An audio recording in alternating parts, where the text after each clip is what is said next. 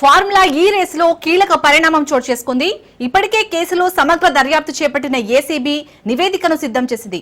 ఈ మేరకు ఆ రిపోర్టును తాజాగా విజిలెన్స్ కమిషన్ వద్దకు చేరింది. అయితే మరో 2 రోజుల్లో ఫైల్ పై తుది నిర్ణయం తీసుకుని విజిలెన్స్ కమిషన్ సర్కార్కు ఫార్ములా ఈ రేస్ కేసు తుది నివేదికను అందజేయనుంది. అక్కడి ఆమోదం వచ్చిన వెంటనే నిందితులపై ఛార్జిషీట్ దాఖలు చేసేందుకు తిరిగి నివేదిక ఏసీబీకి చేరనుంది. ఫార్ములా ఈ రేస్ కేసులో A1 గా ఉన్న మాజీ మంత్రి కేటీఆర్, A2 గా సీనియర్ ఐఏఎస్ అధికారి అరవింద్ కుమార్, A3 గా HMDA మాజీ ఇంజనీర్ BLN రెడ్డిలతో పాటు మరో 2 నిందితులుగా ఉన్న విషయం తెలిసిందే.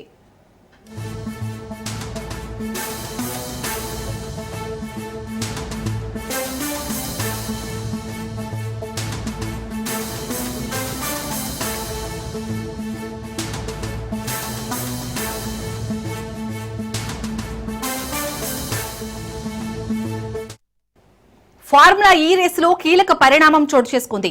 ఇప్పటికే కేసులో సమగ్ర దర్యాప్తు చేపట్టిన ఏసీబీ నివేదికను సిద్ధం చేసింది. ఈ మేరకు ఆ రిపోర్టును తాజాగా విజిలెన్స్ కమిషన్ వద్దకు చేరింది.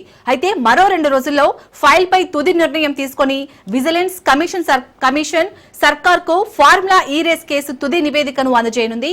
అక్కడి ఆమోదం వచ్చిన వెంటనే నిందితులపై ఛార్జిషీట్ దాఖలు చేసేందుకు తిరిగి నివేదిక ఏసీబీకి చేరనుంది.